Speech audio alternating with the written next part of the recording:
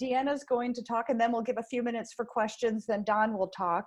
And don't be shy. We really want this to be interactive. I'm starved to talk to people. I'm sure you all feel the same way. So let's make sure that we have lots of robust conversations. And just another thing, I don't know if any of you watched the governor's press conference that happened at 1:30 today. He basically gave the order that we have to stay in our homes, but he talked a lot about walking, biking, and running. That's practically the only thing we can do right now is go outside and go for a walk or go for a bike ride. A lot of people on this call have worked really hard over the years to build more sidewalks and crosswalks and make that possible in your communities. So thank you. And I guess that's it. Deanna Smith with Idaho Smart Growth is going to start out. She's the program coordinator. And Deanna's going to talk about all kinds of things that she's seen and noticed about our current situation that's a little challenging, but she's going to be positive and give us some of her ideas. So Deanna, do you want to take it away? Sure, Cynthia. So I don't have a presentation, and I really won't be talking that long. I really wanted to, when Cynthia and Don and I came up with this idea, I was really excited about the idea of just what are the opportunities in this. And I don't know about all of you, but I've had more time to watch some of those webinars that I sometimes miss, and I've been able to read a little more, some of those articles that come across my desk and I don't get a chance to read.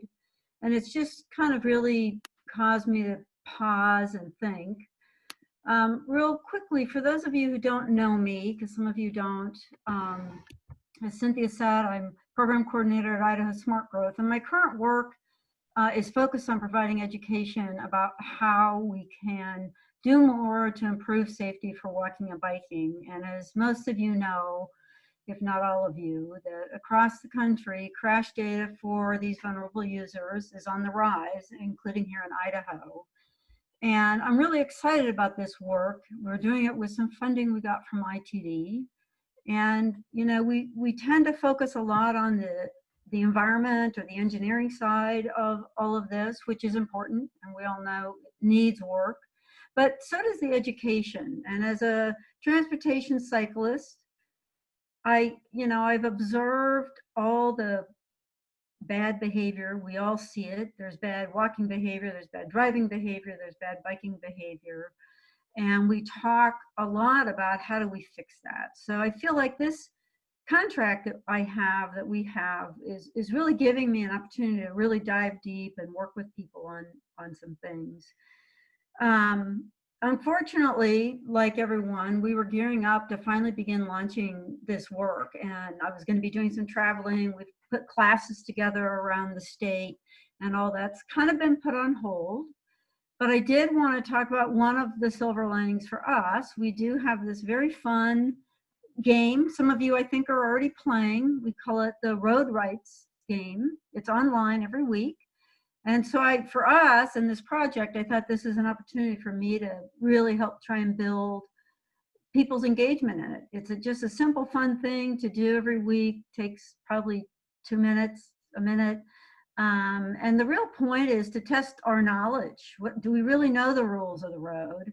Because I believe at the end of the day, we need to get back to an awareness of and an understanding about who has the rights, when, and where. And if we would just pay attention to that and practice that, that would be one step towards improving safety for everybody. Sarah's going to show this on the screen for those of you who haven't seen it before or aren't playing it. But I'm also really urging all of you to help us get this out. My personal goal is to get to a point by the end of this first year of trying to reach 500 people across the state. I'd love to have an average of 500 people, not just getting it, but looking at it, playing it, engaging somehow.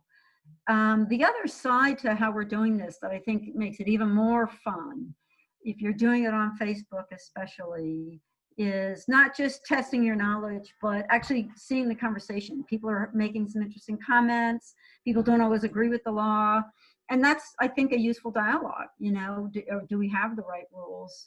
in addition to learning them and following them. So if you don't play that and don't know where to go to it, we have it on Facebook, Twitter, and Instagram, and it's just #RoadRights, and you can find it. You can also find it on our website if you want to do that. So in addition to that, as I continue to think about how to do my work during this strange time, I personally have been really enjoying the slowing down and the time for conversation about the important issues of our time. And been hoping that this platform that Cynthia has pulled together for us will give us an opportunity to maybe dive into that and really talk and see what we could start, what we could get going. I came across a really interesting quote from Lauren at Strongtowns this week that captured how I felt about it. So I'm going to share that with everybody. She says, "What an amazing opportunity. When else have we been required to evaluate our most basic assumptions and patterns? When can we so intentionally evaluate the systems and structures around us, if not when they are under strain?" You know, interestingly enough, our roads are probably the least under strain that they've been in a long time. And I know Dawn's going to also talk about air quality a little bit. But that's how I'm thinking about this time. We often are all moving too fast, and we don't have the time to think about. And we know that our systems, our structures, and our assumptions and our patterns are not always working well for us. So that's the conversation I'd like to start today.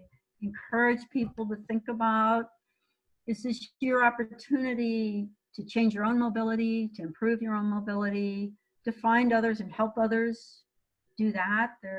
Here in Boise and Ada County, we have now have these new low-stress bike routes that have been identified and adopted by the Ada County Highway District. Most of them aren't signed yet, and they aren't completed. But you know, it's an opportunity to get out and find yours in your neighborhood and ride it. Or I know Moscow has these as well, and some of the other communities around the state do. So it's just an opportunity to think about what I can do. And maybe for those of us on the call, because I know many of you are already riders or engaged people, some of you are LCIs, I've been thinking about offering to people to go ride with them. You know, it's something you could do fairly easily with social distancing. A lot of people need that kind of hand holding when they first try, or go walk with them if that's what they want. I know people are kind of afraid of transit right now. And so I think that's an interesting conversation to have. Nationally, there's some concern that this could hurt transit. And I think that's something we need to be aware of and be thinking about, how can we make sure that doesn't happen as a result of this new decision that we should be keeping our distance from one another. So on that note, I just wanted to open up and ask any of you if you've had similar ideas, similar thoughts. Maybe you've tried something new, or you know someone who's tried something new. Just whatever's going on for you. I'm going to start because I love to ride my commuter bike around town, and I love to ride it right now. Think how hard we've worked to get fewer cars on our roads. I don't know how others feel, but it's really enjoyable to hop on my bike and zip around through downtown. So I don't know if anybody else feels the same way that I do, but it's been really nice. I'm going to ride downtown this afternoon. I'm looking forward to it. Anybody else? So a world with fewer cars on the roads. Hey everybody, I'll take a swing at the bat. This is an amazing opportunity for me to get caught up. I've got so much stuff I've got to do over the next 3 weeks. I've got CMAQ and air quality stuff. I don't know if you know this, but I manage the CMAQ program. I got to insert one policy into another policy and make them fit. That's 4087 and 5087, and I'm going to cram them into the safety section so that way we can eliminate an unnecessary policy. Hey, Ryan, for the people who don't know, why don't you just give folks your title so they understand where you work? Hey, everybody. My name is Ryan McDaniel, and I'm a program manager with the state of Idaho. I manage the Americans with Disabilities Program, Transportation Alternatives, Construction Management, and Air Quality in Idaho Rural Partnership Programs. the ADA program is just finished up, and I need to write new contracts for all 11 of the folks that are going to be receiving grants in 21, and then in 22 I have to actually program those. I have a media request with the Idaho Business Review. Russ Rivera and Sharon are working on that right now, and Hey, so Ryan. Yep. I'm sorry.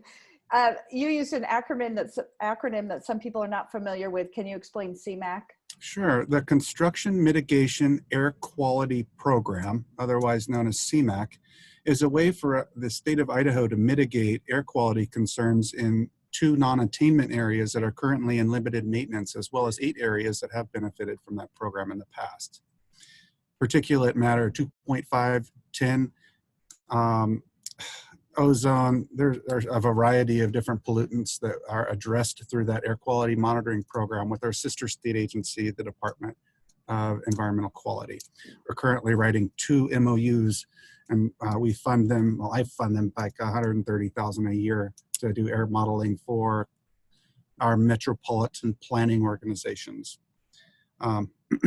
Anyways, for TAP, I need to do new contract language, but I am going to stop with that kind of report format and tell you about something truly special that we're doing. We have been working with our Safe Routes to School program coordinators, and I've been calling around today, scoping a new program that we can use in the meantime to write curriculum and lesson plans, which we do not currently have for optional use in the state of Idaho. This is going to be fantastic. All the coordinators are super excited about a 8 to 12 minute plan on this, and we're going to look at doing education practicum, content for elementary, middle, and junior high students, and trying to create something special that we have been looking for a while. So with that, I'll end it, and I'm really excited about what the future has to hold, and I'm grateful to be a part of this team and the others. Have a nice day. This is Elaine. I'll comment. For those of you who don't know, the reason I was late joining is that the governor just issued a shelter in place or stay at home order for the next 21 days. So doing some of those rides may not be as easy as they might have been a couple of hours ago, but there are still a lot of things that we can do. In my role as city council member, have been thinking a lot about the kinds of impacts this is having on our citizens, on our culture, as a Idaho Smart Growth member and as a coordinator statewide of Safe Routes to School, thinking about the impact it has on, I think, positive impact it can have on our ability to find new ways of engaging with each other, and a new commitment to our shared humanity and our shared sense of unity and being that I think has been missing for a very long time. And, you know, it's been a long time since we've been called to make a sacrifice to save other people's lives. And if staying at home is a sacrifice, that's what we're being called to do right now. The bigger sacrifice for most people, of course, is the economic one. That is also impacting so many of us. But that kind of sacrifice in the past, if you look historically, has often led to a renewed sense of solidarity in the small c Catholic tradition of solidarity, which is sharing, being together, recognizing our shared humanity. And so for me, I'm really hopeful that this is a chance to do all of that. So getting off those bigger picture sort of philosophical things and down to the, you know, what can we do today? I'm very excited about this opportunity to pull together the Safe Route coordinators and look at curriculum development and other things that we can do to begin supporting people. Now that we're learning how to use these virtual tools, I see an opportunity to spread our work more broadly with less travel.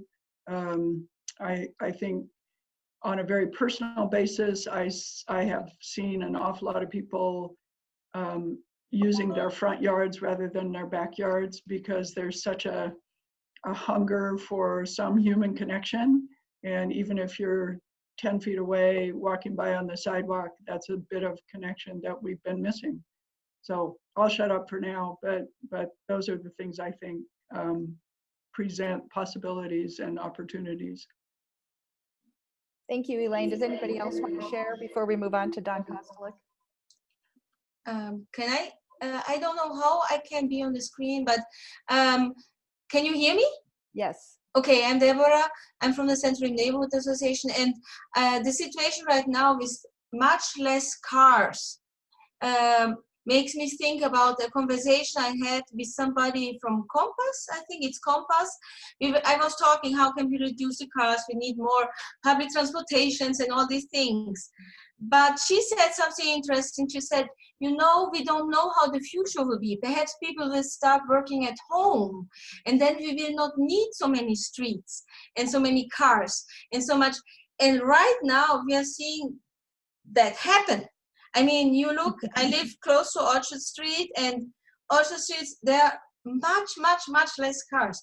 And I hope for the future that we really will learn to work at home. That much more people will learn to work more often at home. That perhaps we say, okay, the people from A to M, they just work on Monday and Wednesday and Friday at the office. And the other days they work at home. And the people from N to Z, you know, they work on alternating. I think just rethinking how we work and reducing transportation, taking this situation as a chance to rethink how we work. Okay, thank you. Thanks, Deborah. That's definitely a silver lining of what we're going through right now, is that I think it gives people the opportunity to think about what they do in their daily lives differently and change some habits. So with that, if there's no other discussion, hey, Don, do you want to take over? This is Don Kostelec. He's the principal of Vitruvian Planning. Many of you know Don from the Looking Glass Academy. Don, have at it. None of you are 6 feet away on my screen, so that's why I'm this way. I'm gonna have Sarah start on her screen just to a site called Purple Air. And if you guys haven't heard of Purple Air, these are essentially almost portable, not quite handheld, but pretty inexpensive air quality monitors. And starting last summer in Boise, through a partnership with the Treasure Valley Tree Canopy Network, Portland State University put these monitors up around the valley. And what you can see, Sarah, have you shared control? Looks like it has. Let's see. All of our air quality right now is registering as 0s or 1s, which is pretty incredible. Work I've been doing, I work in private consulting, do health integration, transportation planning, community planning type work. We have in the Boise Valley, the Centers for Disease Control data aggregated to the census tract level. So we can get 40 different health metrics, and we're starting to see these epidemiological studies related to air quality come out showing that kids who live next to major highways grow up to have the same asthma and COPD rates as children who grow up in secondhand smoke households. You want to talk about stuff that's never looked at in a federal NEPA study on a corridor. And when we look at the asthma and COPD for Boise and Meridian and Nampa at the census tract level, we do see higher rates of asthma and COPD next to our interstate corridor. We are working to get an air quality monitor, if you know Boise pretty well, and I just lost that screen, Sarah, so I don't know if everybody else did. And essentially is the V created by the I-84-184 interchange. We found through a recent health and housing study with the city of Boise that that was one of the most challenged neighborhoods from an overall health and socioeconomic perspective. Kind of, if you can see my mouse in this Boise Junction area, So we're curious to see what an air quality monitor in that location starts to look like. We also know in looking at our, somebody had brought up Compass, I looked at the congestion indices from the Federal Highway Bureau of Transportation Statistics and overlaid it with highway widening expenditures back to 2000. And the only time congestion has ever gone down here is during the recession, when people drove less. And in fact, despite $700 million in highway widening going on in Ada County in a 15-year period, commuter congestion costs increased by $300 a year, and congestion increased by like 30%. And so I think we're going to see, depending on the length of this coronavirus issue, the same thing, a lot more dramatic, obviously. So if you go to purpleair.com and go on map, wherever your community is, it'll do the location beacon and you can see if these exist in your particular area. So Sarah, if you can just change it over to the PowerPoint piece, I'll start in on that. Because some of the things I've been working on the last week, and you're talking about somebody with 43 years of CDO experience, which for those of us that are OCD, we don't like it not being in alphabetical order.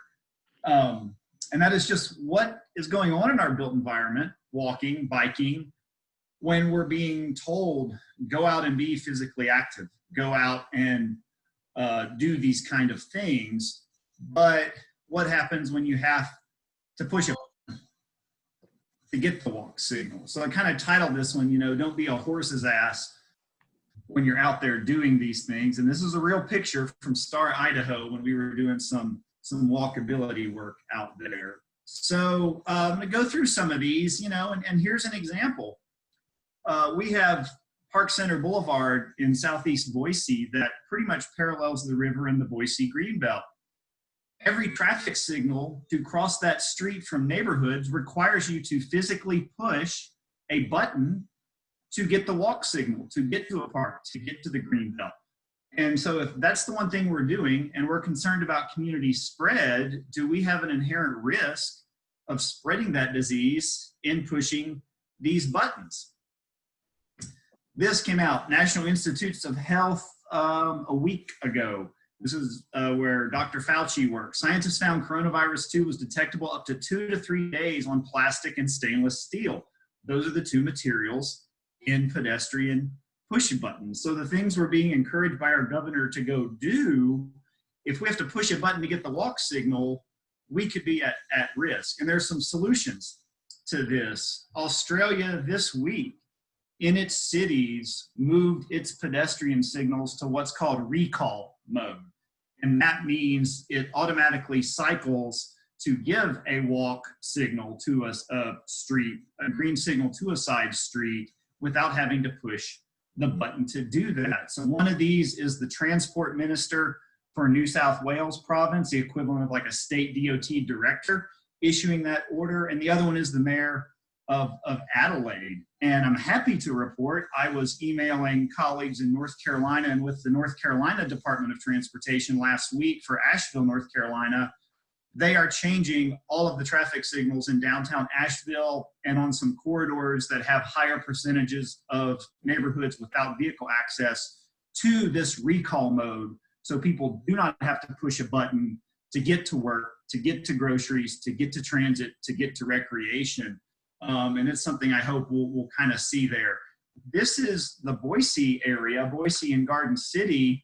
And the darker colors are the higher percentages of neighborhoods that have no vehicle access whatsoever. And most of these census tract boundaries are our major roads. Garden City, for the most part, is that very dark green. They are flanked by state highways and principal arterials, all of which they have to push a button to access a grocery store, to access transit, to do those types of things. And so I look at this as an equity issue and an access issue in these times. So I've been thinking, well, this button, at least you can push it with your elbow, right?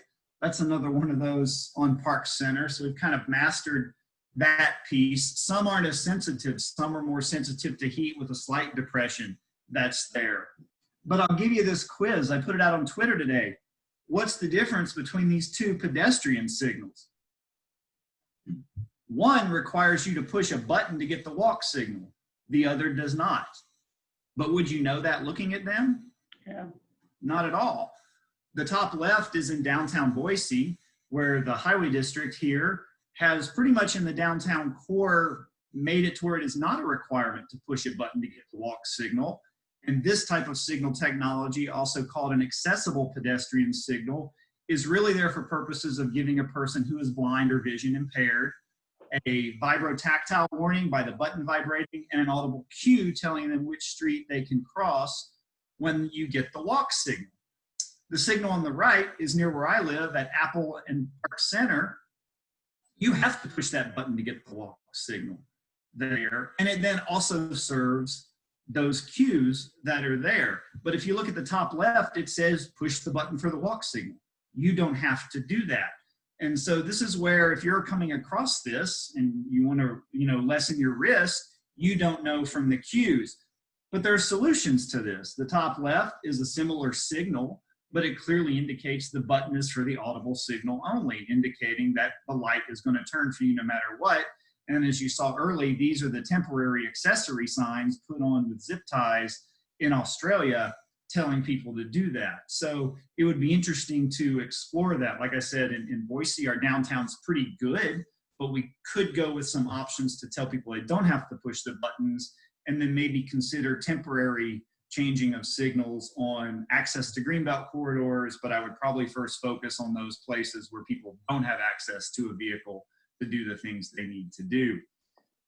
The ironic thing of this, and I was looking back on it, our Federal Highway Administration published a study in 2001 on automatic detectors for pedestrians. So they wouldn't necessarily have to push the button. And the amazing thing they found was that the automated detectors, and that's what the graph shows, dramatically reduced the motor vehicle conflicts with pedestrians in the first half of the walk phase, the first half of their walk across there, and all the metrics they looked at make it better. So we've had a technology for 20 years to not require people to push the button.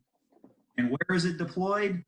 Not very many places. And when we think about the way our highway agencies stumble all over themselves to implement technologies for the convenience of motorists, we've had this study for 20 years showing there's a dramatic safety effect when we automate the pedestrian signals. Why are we not doing this in a global sense? Silver lining, an opportunity to look at these things. And we do have that. This is a detector mounted on a rectangular rapid flashing beacon crossing here in the Boise area on the Boise State campus itself, because the continuing pushing of the button due to pedestrian volumes would be quite a bit. It doesn't solve all the issues. You still have to figure out a way to actuate a pedestrian hybrid beacon when you're making a crossing, because this isn't typically regulated by vehicle presence that's there. So you can't say we have a great solution to that. And this is access to a park in the Greenbelt in Southeast Boise. A rapid flash beacon shouldn't be as much of a concern, because these are there to accent what a motorist should be doing anyway, and that is yielding to a pedestrian. So we don't necessarily have the same kind of concerns necessarily in a situation like that. So I bring this up because this was just announced today. Well, lo and behold, we're going to be going out in our city and shutting off all the school speed zone flashers. And think about the effort that takes. And I measured it, and the investments we put into things from motorist convenience. The elementary school where my daughter goes at Riverside on Park Center Boulevard, the school zone is 1,000 feet long, 1,000 feet long. And so the difference in a motorist doing 20, if the flashers stayed on, versus 35 is a whopping 16 seconds. Yet we're going to go on a countywide effort to save the average motorist 16 seconds in a school zone, which, hey, all things being equal, I get, let's try to do some of those things. But I don't think then that asking pedestrian push buttons to be set to recall in critical areas is much of a stretch if we're willing to devote these resources to this type of thing. Sidewalk width. How do you practice social distancing of 6 feet when the sidewalk is only 4 feet wide? This was a traffic safety campaign, I forget out of which city, basically saying, we recognize our sidewalks stink. You as pedestrians should keep a safe distance from the road. Well, that's kind of what we're being asked to do today. So I want to look at some of the design dimensions related to that.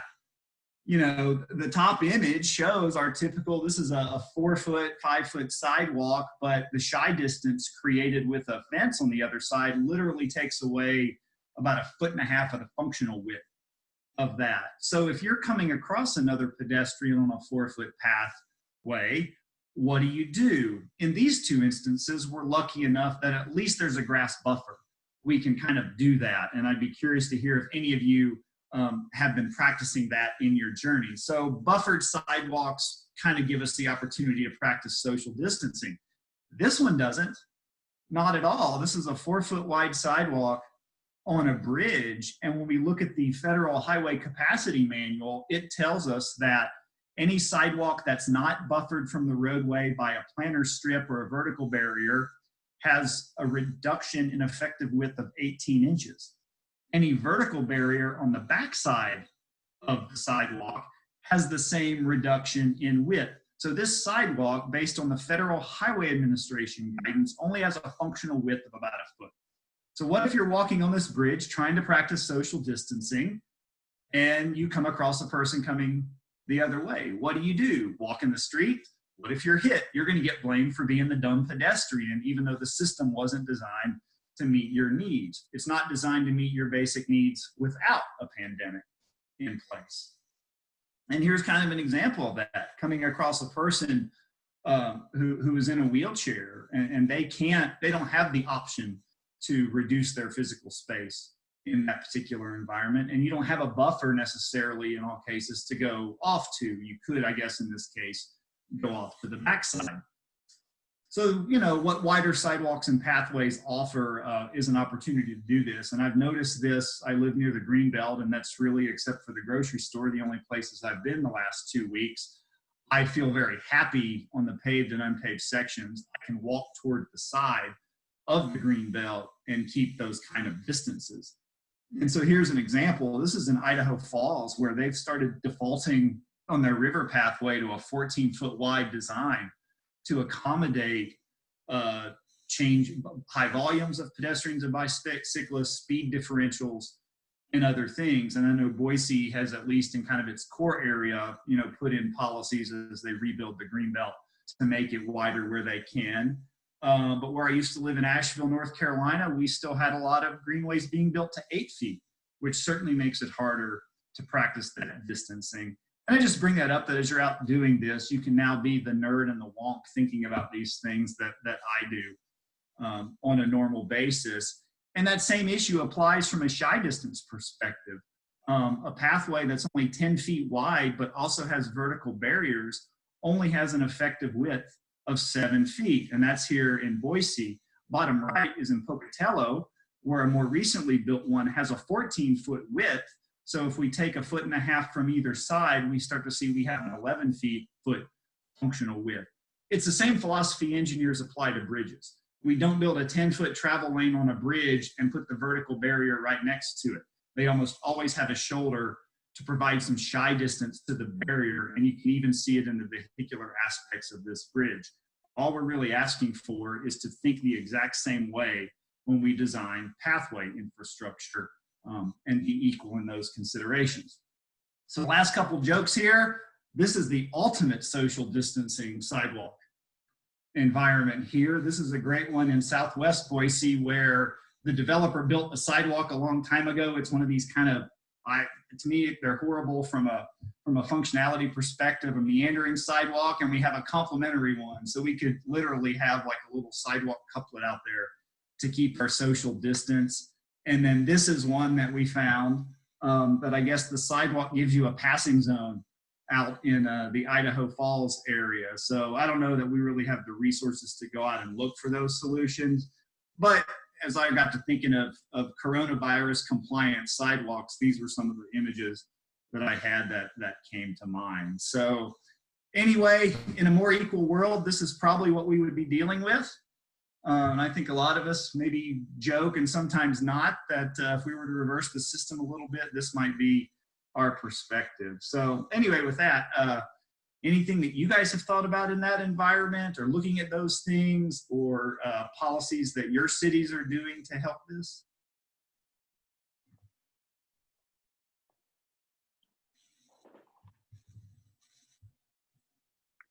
This is Cynthia. Don, thank you for that great presentation. As usual, you knocked it out of the park. And that was, I think, a lot of useful information for people. And, you know, a lot of people on this call don't live in Boise. If there's some info that Don supplied for you and you would like to contact your local jurisdiction, highway district, or city, maybe, Don, would you be willing to share some of that specific information if others wanted to talk to their highway agencies about push buttons and crossings? Yeah, absolutely. And an easy way to tell is really just go out to a signal and stand there and let it cycle through when no pedestrians are there. If no leg gives the walk signal, you know you have to push the button to get it. And certainly we really shouldn't, every downtown area should be set to not require that except in very rare circumstances there. And so it's just a community goal. And that was the thing, the response I got from North Carolina DOT's engineers for Asheville is that they are also going to use this as a test period to potentially leave all of the pedestrian signals in the downtown core and a couple corridors on recall mode as this. So kudos to them for not only doing it, but using it as an evaluation component. I don't think we could ask for any more from an agency like that in this time. And have you talked to ACHD about the push buttons during this time of communicable diseases? I would say that portions of an email are in draft form. Okay. This is Elaine. I guess I'd like to comment. I think, you know, I appreciate your information, Don. And as we think about this, while we're here talking about coronavirus specifically, I think what this is, at least as I'm hearing you, is an opportunity for people who don't typically experience the built environment on their feet to do that. I think more people probably will. For one thing, it's safer because there's fewer cars speeding around. For another, we're all a little stir crazy, and even with this stay-at-home order, there appears to be room to go out and get some fresh air. And as that happens, I think there's an opportunity to make people who haven't thought about it from the perspective of their windshield to think about it differently. And the more people we can get to think about it differently, the more likely it is that these policies will be changed so that this environment is more comfortable forever. At some point, we'll have some herd immunity to coronavirus, and people will think that we should get back to normal, whatever normal used to be. And I guess my point of view is that back to normal may be a new normal. And I think there's an opportunity to use all of the experiences that people are having during this more stringent lockdown time to shape that new normal to be something that's different. And so I think it's incumbent on all of us to just be cognizant of it and to use this as an opportunity to help other people understand it. Yeah, I think we spoke about this on the prep call last week, so I'm glad you brought that up.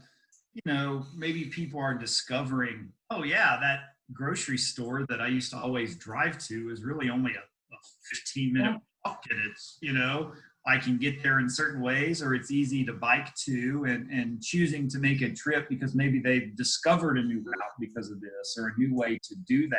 Or even in your own communities, if you have contacts with elected officials and others, to positively get a message out like that. Try to take a trip this way because, hey, maybe you've got a 20-mile driving commute because of life circumstances. Well, you shouldn't be saddled with having to then drive everywhere the moment you get home. So even as I think of our rural communities are outlying in Boise or suburban communities, there's probably a lot more opportunities to make those trips like that if you think about it. And now that we have time, and time is on our side in many cases, we can do it. So yeah, I think that's a great point, Elaine. Anybody else want to share? Jim Hansen had his hand raised. I did. I don't know if this is something anybody's very interested in, but I am, and taking the opportunity. Well, by the way, I'm wearing my Obama shirt. Obama inauguration. Sorry. Nobody likes to deal with the details of funding, where our money comes from, and how it's spent. We have a tendency. My observation is we have a tendency to sort of work around, just kind of get the extra icing, the bits around the edges. We go to the legislature and ask for little bits and pieces. And my observation is the way in which so much local highway funds are used are driven by our impact fee statute. And that's where everything starts.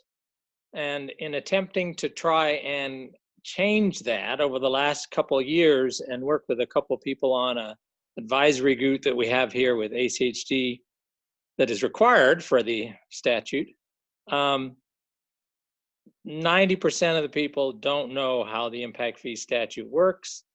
It takes a lot to get their heads around. And as a result, the statute, which was a heavy lift to put into the code back in 1992, has really not been touched since.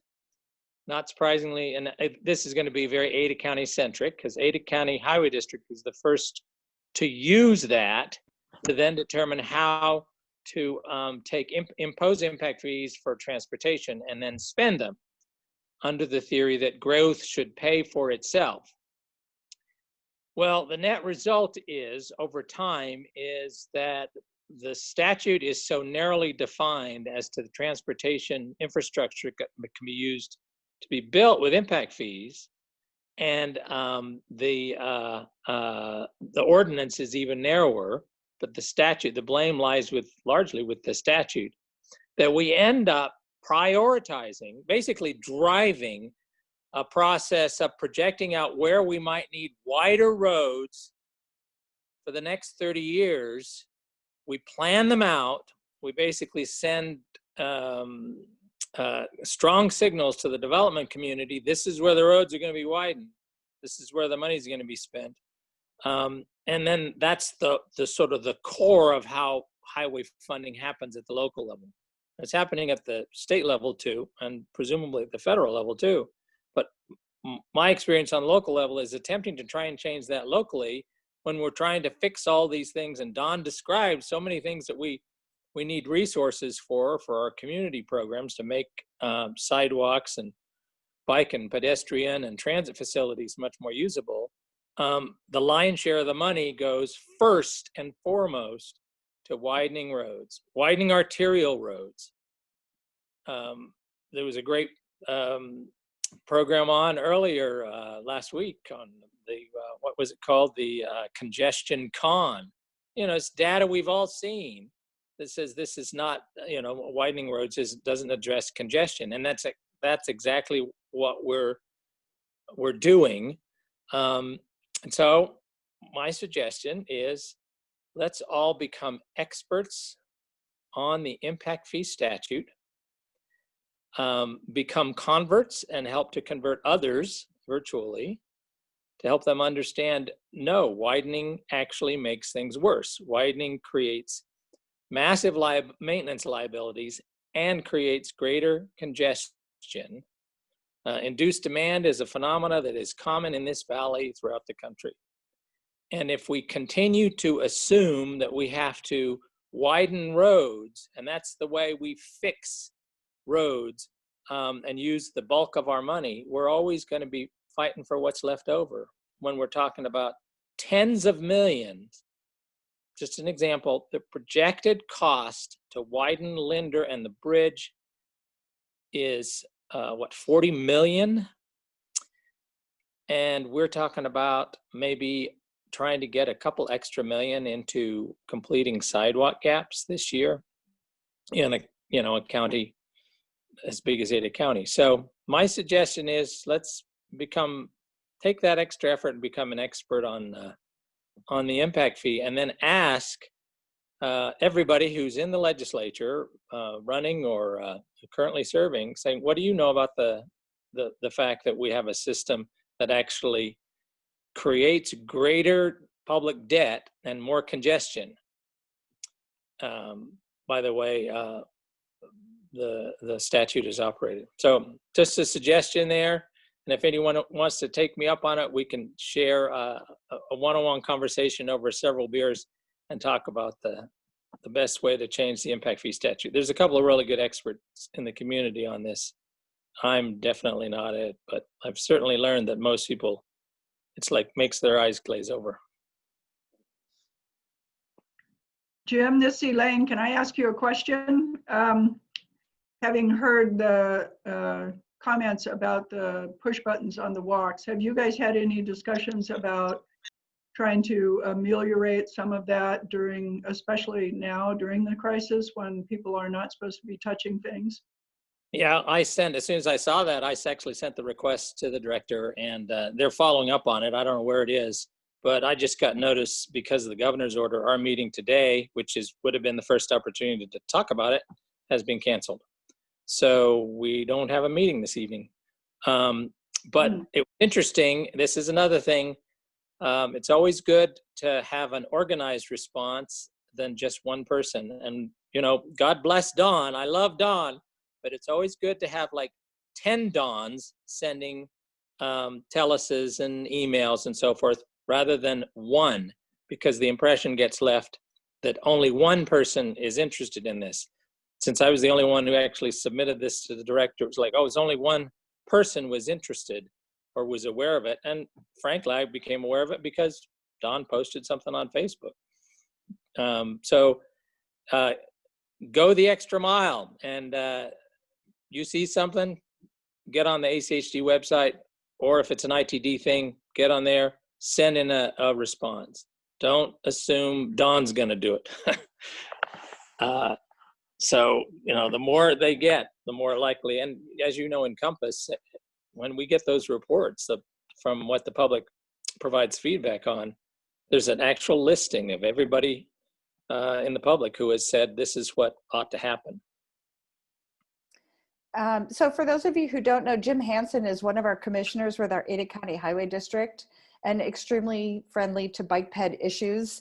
And Elaine Clegg is a Boise City Council member, equally amazing when it comes to safe routes to schools and bike ped issues. We have these two great leaders in our community to help us work through these problems and help us navigate how to contact for change. And so I want to just follow up with what Jim just said there for the Tell Us at ACHD. So is it just the contact page at achdidaho.org? Is that the best way for somebody to contact? Yeah, it's all through the website. There's also an app, an ACHD app you can use. Frankly, it's interesting, this is very Ada County, but it's set up so that commissioners actually see all the incoming ones, and then we see the response from staff. It's actually a pretty good way of holding some accountability so that there's a response time.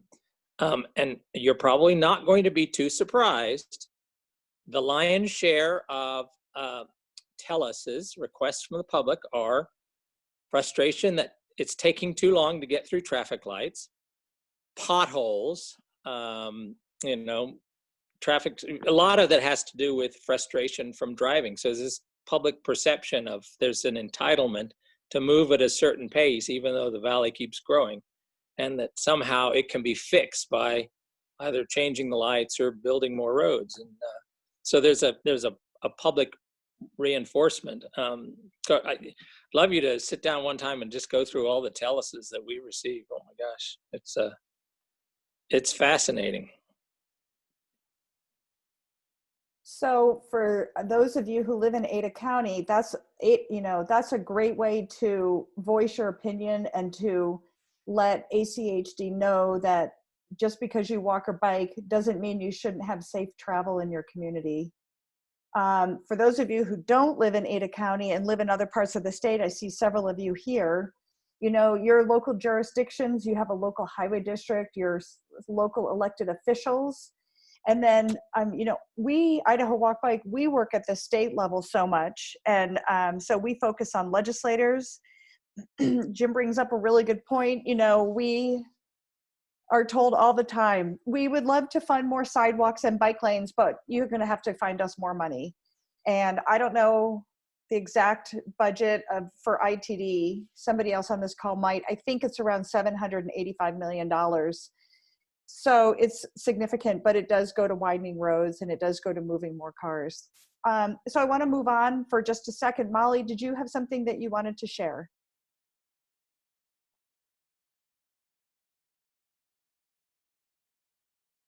Molly, you're on mute.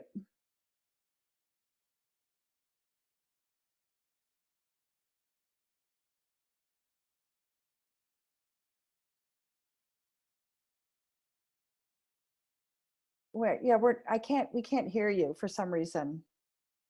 Can you now? Yes. Yes. Okay. The Idaho Statesman says that the governor's order allows outdoor exercise near home. Well, that's perfect for walking and biking. So I don't think we should feel like we're constrained to stay indoors. Secondly, in talking about traffic signals in my small town and in many communities throughout Idaho, most of those are controlled by ITD. So it would be helpful if Idaho Walk Bike Alliance put out some information about how we can make that request directly to ITD.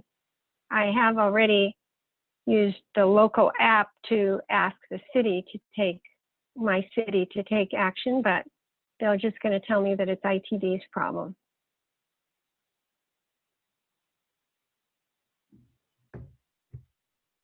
We have Okay, thank you. This is great. I'm enjoying this.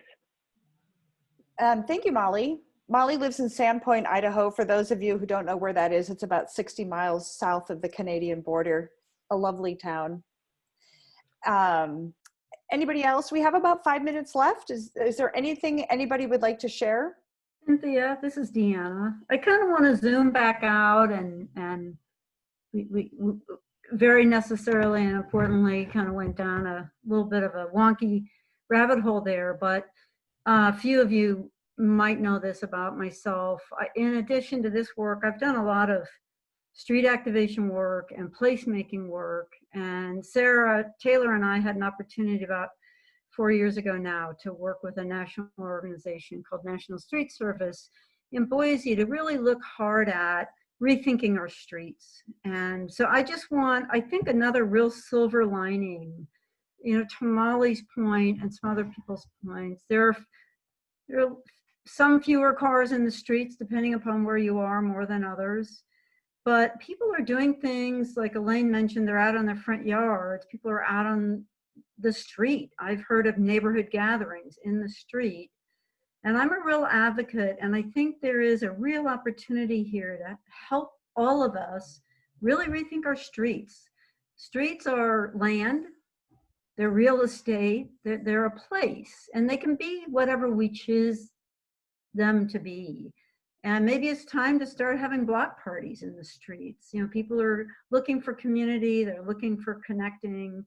So I would just really encourage everyone and ask everyone to be thinking about how do we not just look for silver linings and enjoy them during this time, but maybe find those opportunities together where we create some stickiness. As Elaine said, when we get back to resetting, life gets kind of back to normal, whatever that might be, and we get back to busy and we don't have time and we forget. Let's take this time right now to think about what stickiness can we create? How can we help each other, help our communities hold on to some of this and rediscover our streets and rediscover walking and biking as more than just something you do recreationally or occasionally, or how you get to work, but just a part of life. So on that note, I'll turn it back over to you, Cynthia. Thanks, Deanna. Point well taken.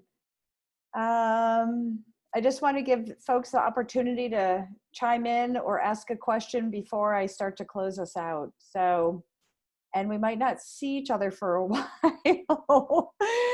Although I do want to ask you all a question. If, you know, if this is valuable, we can do more of these. I'm thoroughly enjoying seeing all of you. I really miss seeing faces and my friends who I work with. So Sarah, can we have people just submit a chat if they want to do this again? And also, if anybody has a topic that they would like to talk about, then we would love to have you be a part of this. We could do this once a week. We've got 3 weeks now. So we should make the most of it. And I see lots of chats coming in. That's great. And I loved Deanna's discussion on stickiness. You know, our world is different. And we all lived through 9/11. I think you're all old enough. And our world changed after 9/11. It never went back to the way it was before. And I think our world now is going to change. And I hope for the better. I hope we have positive change. You know, when you ride your bike or walk, you're not using your car. And I think, you know, Mother Earth is mad at us and she sent us all to our rooms. And so that's why we're stuck in our houses right now. So, okay, great. It looks like there's been a lot of good feedback. So we will plan another one of these and we'll let you all know. And I hope that you can join us, and I hope you can bring others with you and bring, you know, let us know if there's some topics that you want us to share or if you'd like to present. We'd love it. Absolutely love it. And just a couple other things that I'd like to say. Take care of each other and stay connected, and have each other's backs, and continue to sit in your front yard and get to know your neighbors. That is really important, and that is gonna help us all down the road. And so with that, I wish you all well. Stay safe and healthy. It's great to see all of you today. Thank you for joining us, and I hope we see you all soon.